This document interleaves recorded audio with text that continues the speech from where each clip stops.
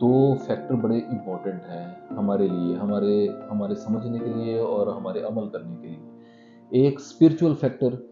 جو کہ by religion ہمیں جو ہے ہمارے ساتھ اٹیچ ہے، اور اگر ہم اسپرچول فیکٹر پر توجہ دیں گے،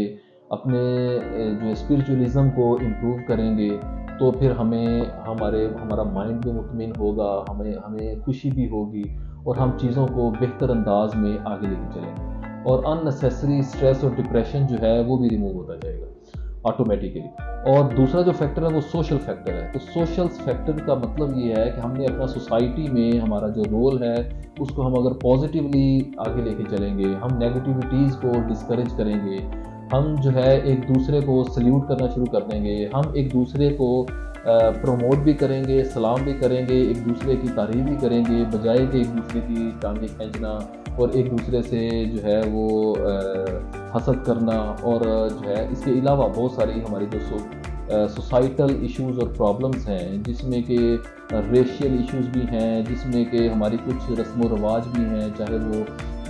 ڈوری کا سسٹم ہو اور چاہے وہ کاسٹ سسٹم ہو، اور اس کے علاوہ جو ہے جس میں ہمارے فائنینشیل جو ایشوز ہیں۔ تو بیسیکلی ایک تو جو ہے وہ جو ہمارے ملک کی فائنینشیل حالات ہیں وہ ویک ہیں، لیکن دوسرا ہماری فائنینشیل ایکسپیکٹیشنز بہت زیادہ ہوتی ہیں۔ تو یہ ایک ریزن ہے جو کہ بہت زیادہ انوالو ہوتا ہے، کنٹریبیوٹ کرتا ہے کہ ہم دوسرے کو دیکھ کے تو اپنی ایکسپیکٹیشنز کو انکریز کر لیتے ہیں۔ اس وجہ سے جب ایکسپیکٹیشن پوری نہیں ہوتی تو ہماری کوالٹی آف لائف ڈسٹرب ہو رہی ہوتی ہے، اور جب کوالٹی آف لائف ڈسٹرب ہو رہی ہوتی ہے تو ہم پھر ڈپریشن اور اسٹریس انزائٹی میں جا رہے ہوتے ہیں۔ ہم اپنے آپ کو بدقسمت انسان سمجھ رہے ہوتے ہیں، ہم اپنے ساری کی ساری چیزوں کو اپنے اوپر خود سے ڈال رہے ہوتے ہیں کہ ہم انلکی ہیں، ہم جو ہے سوسائٹی میں اچھی طرح سے گرو نہیں کر پا رہے۔ تو یہ جب چیزیں